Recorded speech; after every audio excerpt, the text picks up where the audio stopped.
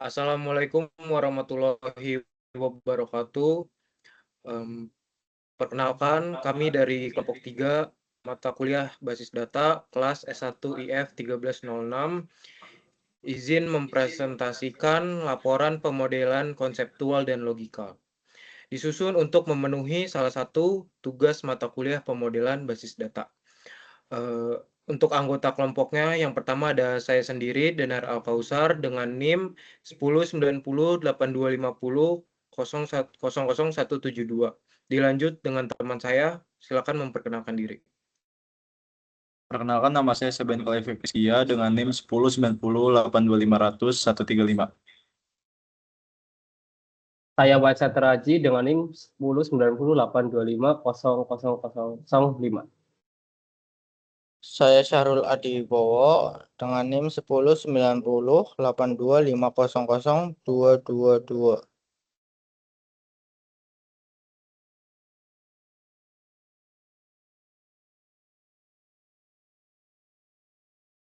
Oke. Lanjut ke latar belakang. Yang pertama, di sini ada pendahuluan.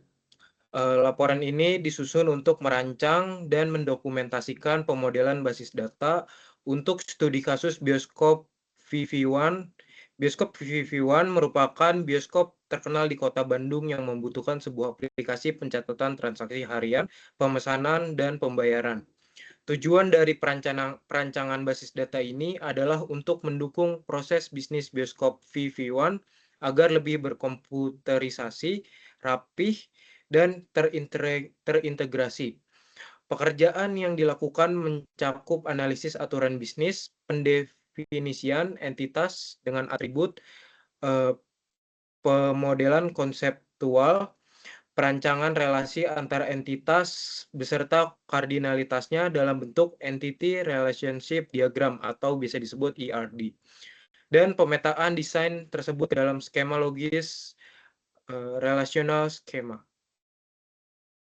Next. Selanjutnya, yang kedua ada aturan bisnis. Yang pertama, terdapat dua jenis pengguna pada aplikasi ini, yaitu admin dan member. Member adalah pelanggan yang terdaftar, sedangkan admin adalah pegawai yang mengelola transaksi, jadwal, dan layanan. Member dapat melakukan pembelian tiket secara online maupun offline di loket, dan datanya akan tercatat pada entitas pembelian. Pelanggan non-member hanya dapat melakukan pembelian secara offline di loket, di mana datanya tidak disimpan di sistem, melainkan diwakili oleh data admin yang melayani. Member memiliki informasi akun, nama, email, telepon, kata sandi. Status keanggotaan berdasarkan total tiket dan metode pembayaran favorit. Admin memiliki informasi alamat, gaji, dan cabang tempatnya bertugas. Pembelian mencatat satu atau lebih tiket lengkap dengan nomor, tanggal, waktu, diskon, total bayar, metode bayar, dan status lunas atau belum atau batal. Data film meliputi judul, durasi, genre, dan rating usia. Film diputar pada jadwal tayang yang memuat info film, studio, cabang, tanggal, jam, dan format film. 2 dimensi, 3 dimensi, IMAX atau 4DX. Setiap cabang memiliki studio dengan informasi nomor studio, kapasitas, dan tipe studio. Tiket berlaku untuk satu kursi spesifik di satu studio pada satu jadwal tayang. Data kursi mencakup nomor kursi, jenis, regular, VIP, atau sofa, atau recliner, dan status tersedia, dipesan, atau rusak. Bioskop memiliki banyak cabang dengan informasi nama, alamat, kota, jumlah studio, dan jam operasional. Next. Oke. Yang selanjutnya ada entitas dan atribut, yaitu pemodelan konseptual.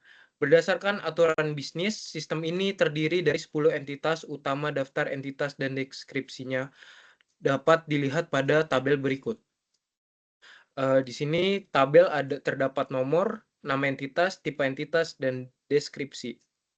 Yang pertama ada member, tipe entitasnya kuat, deskripsinya menyimpan data potongan yang terdaftar secara resmi di aplikasi bioskop VV1. Selanjutnya ada admin, entitasnya kuat, deskripsinya menyimpan data pegawai bioskop yang bertugas melayani dan mengelola sistem. Yang ketiga ada cabang, entitasnya kuat, menyimpan data informasi sebagai cabang bioskop VV1 yang ada.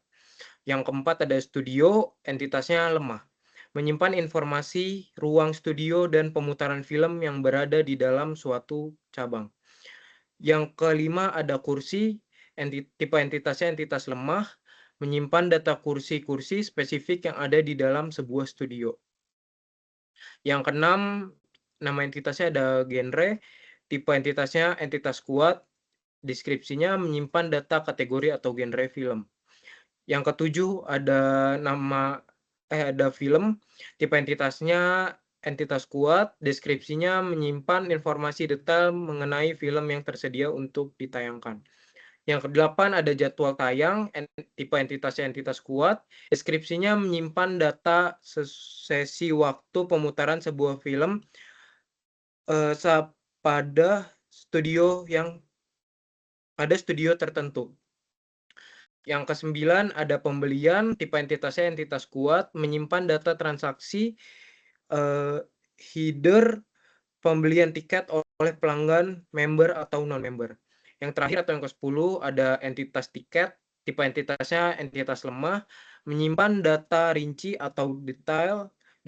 secara detail per item tiket yang dibeli pada sebuah transaksi pembelian.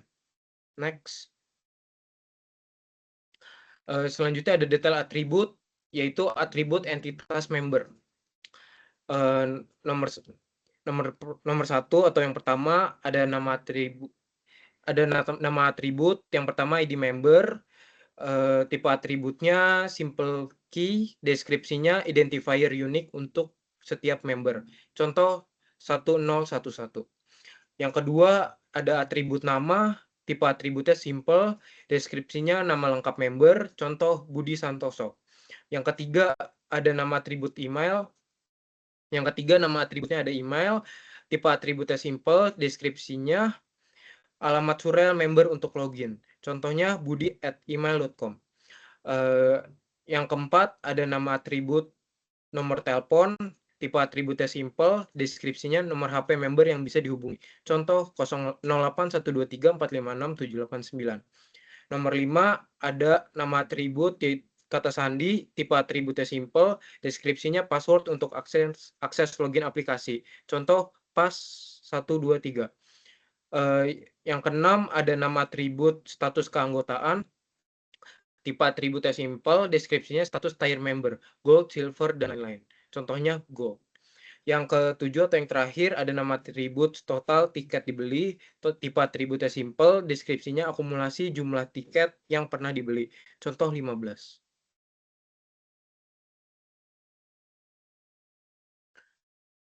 Selanjutnya ada detail atribut, yaitu atribut entitas admin.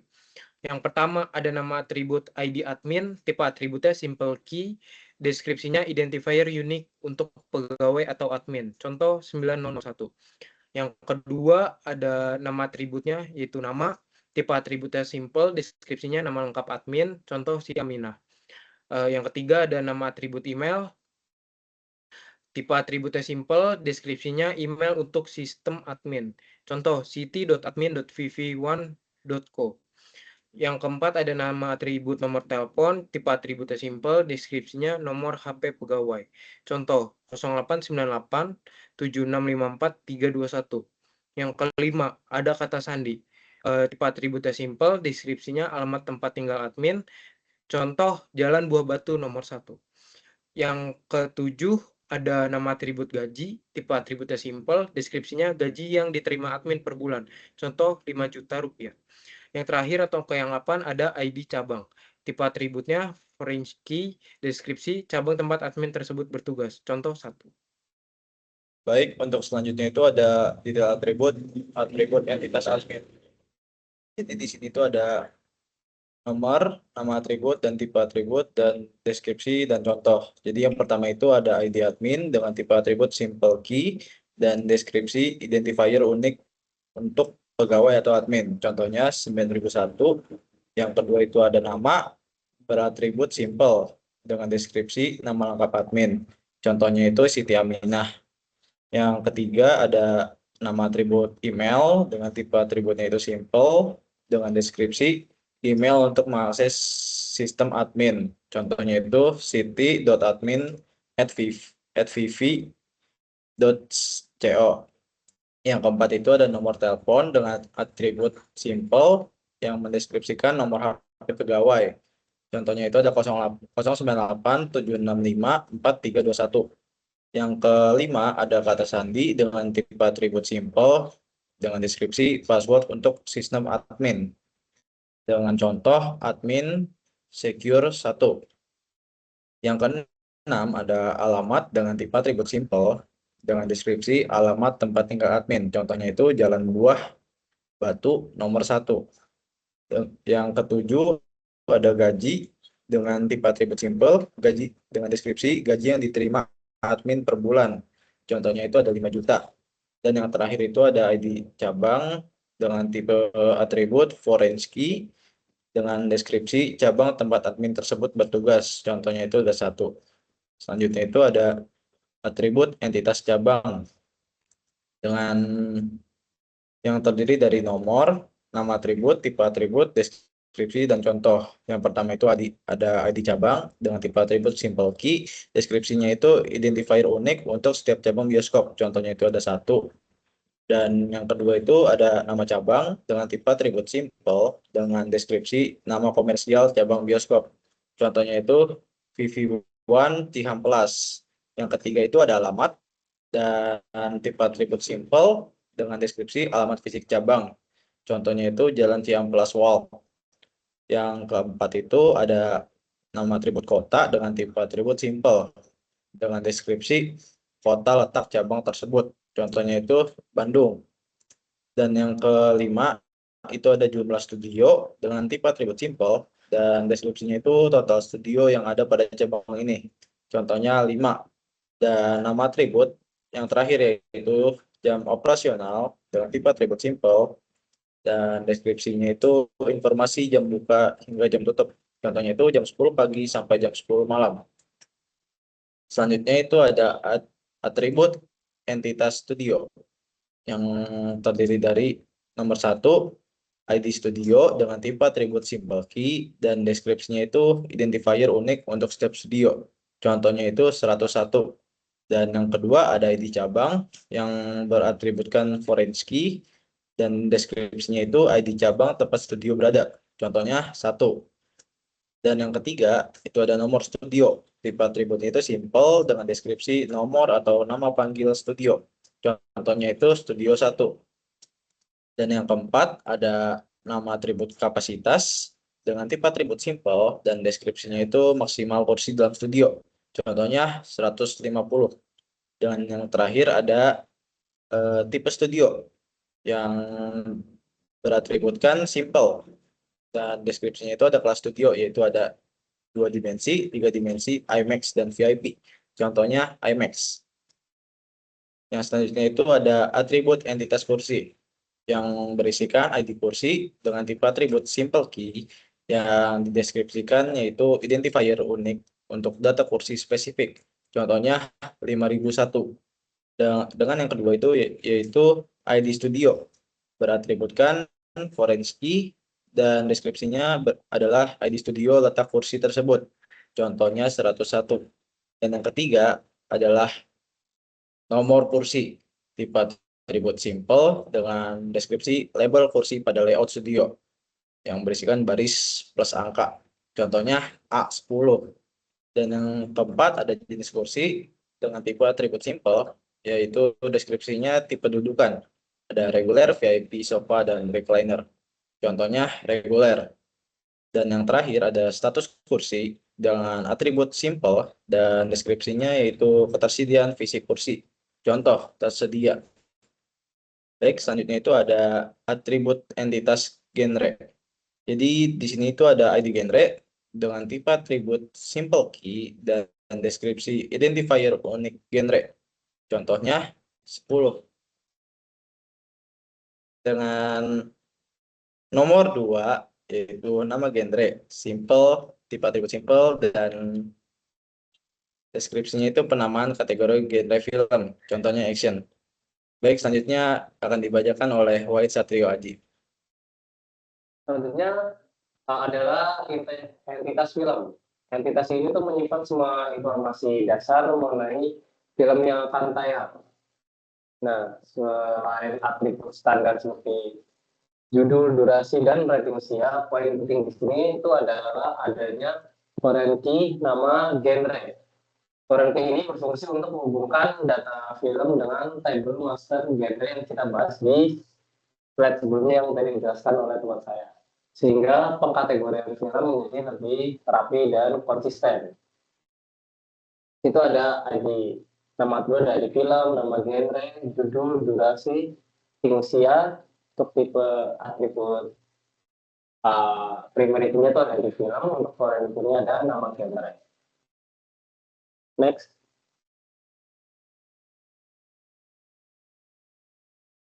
Nah, selanjutnya itu ada atribut entitas jadwal tayang. Di sini kita melihat atribut ini, entitas itu sangat krusial karena bertindak sebagai titik pertemuan antara film dan studio. Bisa diperhatikan pada jadwal tayang terdapat dua foreign key sekaligus, yaitu ID film dan ID studio.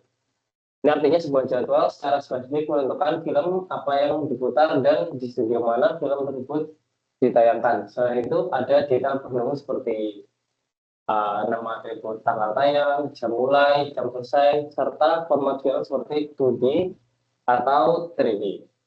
Untuk contoh datanya itu ID jadwal ada 2001, ID film 301, ID studio 101, tanggal tayangnya 2026, bulan 5, tanggal 10, jam mulainya di jam 13, jam selesai jam 12, dan format filmnya ada 3D. Next. Selanjutnya ada atribut entitas pembelian. Sekarang kita tuh masuk ke entitas transaksionalnya, yaitu pembelian. Tabel ini tuh bertindak sebagai header atau nota utama untuk setiap transaksi. Tabel ini menyimpan data seperti tanggal pembelian, total bayar, badal bayar, dan status lunas atau belum. Satu hal yang di-highlight pada tabel ini itu ada pada kolom foreign key ID member. Sesuai aturan bisnis yang kita bahas dari awal, kolom ini boleh bernilai 0 atau kosong. Karena jika yang membeli tiket adalah pelanggan offline atau non-member di loket, datanya cukup diwakili oleh ID admin yang melayani transaksi tersebut.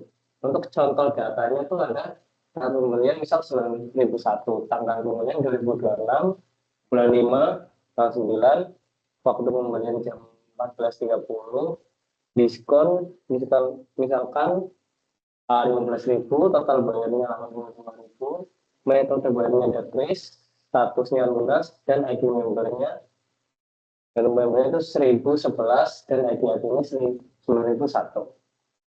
Next. Selanjutnya untuk melengkapi entitas pembelian tadi, kita memiliki entitas tiket. Jika pembelian adalah notanya, maka tiket ini itu adalah daftar barang belanjanya. Entitas ini merupakan entitas lemah yang menghubungkan banyak elemen. Terdapat 3 foreign key. Pada entitas ini itu ada nomor pembelian untuk mengetahui tiket ini dibeli pada transaksi yang mana, ID jadwal untuk mengetahui sesi tayangnya, dan ID kursi untuk mengunci posisi duduk penonton. Dengan struktur ini, sistem bisa menjamin bahwa satu kursi hanya bisa dipesan satu kali untuk satu jadwal tertentu, untuk menghindari terjadinya double booking. Untuk contoh datanya tuh nomor tiket misal 88001, nomor pembelian 90001, ID jadwal 7001, untuk ID kursinya 5001, dan harga tiketnya 50.000. Next. Untuk slide ini selanjutnya akan dijelaskan oleh teman saya, yaitu Sarul Adi Wibowo. Oke, selanjutnya yaitu relasi antar entitas. Yang pertama nama entitasnya member, yang kedua nama entitasnya pembelian. Nama relasinya melakukan untuk koordinalitas onto many constants optional member mandatory atau pembelian. Yang kedua ada admin, ya, nama entitas. Yang pertama ada admin, kedua pembelian, nama relasinya untuk melayani, untuk koordinalitas one to many, untuk constant mandatory admin mandatory pembelian. Yang ketiga nama entitas pertama cabang, nama entitas kedua yaitu admin. Nama relasinya untuk mempekerjakan koordinalitas on to many. Konstannya mandatory cabang, mandatory admin. Yang keempat nama entitas pertama cabang, nama entitas kedua studio, nama relasinya memiliki koordinalitasnya one to many, dan constants mandatory cabang mandatory studio. Yang kelima studio, yang kelima nama entitas pertama studio, entitas kedua kursi, nama relasinya terdiri dari koordinalitasnya one to many, constraint-nya mandatory studio mandatory kursi. Yang keenam nama entitas pertama studio, nama entitas kedua jadwal tayang, nama relasinya menayangkan, koordinalitasnya one to many, constraint-nya mandatory studio mandatory jadwal. Yang ketujuh nama entitas pertama genre, nama entitas kedua film, nama relasi mengelompokkan, koordinalitasnya one to many, constraint mandatory genre mandatory film. Yang ke-8 nama entitas pertama film, nama entitas kedua jadwal tayang, nama relasi ditayangkan, kondisionalitas one to many, constraints mandatory film mandatory jadwal. Yang ke-9 nama entitas pertama pembelian, nama entitas kedua tiket, nama relasi mencakup koordinatnya one to many, constant mandatory pembelian mandatory tiket. Yang ke-10 nama entitasnya jadwal tayang, nama entitas tiket, nama relasinya dijual untuk koordinatnya one to many, sedangkan konteksnya mandatory jadwal optional tiket. Yang ke-11 nama entitas pertama kursi, nama entitas kedua tiket, nama relasinya dipesan pada, sedangkan koordinalitas one to many, constraint-nya mandatory kursi optional tiket. Next. Selanjutnya IR diagram bioskop. Berdasarkan pendefinisian entitas, atribut, dan relasi di atas, model data dikonversikan menjadi IR diagram berikut. Lah, ini adalah diagram kami. Next. Selanjutnya skema relasi. Pada bagian ini menjelaskan hasil pemetaan dari IR diagram ke dalam bentuk skema logis atau tabel relasional. Menurut struktur ini mendefinisikan bagaimana data disimpan dan bagaimana antar tabel saling terhubung melalui primary key dan foreign key. Next. Selanjutnya skema relasi bioskop. Yang pertama nama cabangnya, nama tabel yaitu cabang, primary key-nya ID cabang. Sedangkan foreign key-nya nggak ada, atribut lain, nama cabang, alamat, kota, jumlah studio, jam operasional. Nama tabel selanjutnya nama tabel admin, primary key-nya ID admin, foreign key ID cabang ke cabang, atribut lain nama, email, nomor telepon, kata sandi, alamat gaji. Yang ketiga, nama tabel member, primary key-nya ID member, nggak ada foreign key. Atribut lainnya nama, email, nomor telepon, kata sandi, struktur keanggotaan, total tiket dibeli. Yang selanjutnya ada studio, nama tabelnya studio, primary key-nya ID studio, foreign key ID cabang ke cabang. Atribut lainnya ada nama studio, kapasitas, tipe studio, nama tabelnya genre, ID primary key, ID genre, nggak ada foreign key, atribut lain, nama genre, dan lain-lain. Next. Selanjutnya penutup. Berdasarkan rencana pemodelan konseptual dan logis yang telah dilakukan, dapat disimpulkan bahwa arsitektur basis data bioskop mampu mengakomodasi segala kebutuhan aturan bisnis yang ada. Keseluruhan skema ini siap diimplementasikan ke dalam RDBMS, Relation Database Management System, untuk menunjang aplikasi operasional bioskop FF1. Di sini ada 4. Yang pertama ada model struktur, yang ketiga ada fleksibel sistem, yang kedua ada integritas data, yang ketiga ada fleksibilitas sistem, yang keempat ada sistem implementasi. Mungkin itu saja dari kelompok kami. Sekian dan terima kasih. Wassalamualaikum warahmatullahi wabarakatuh.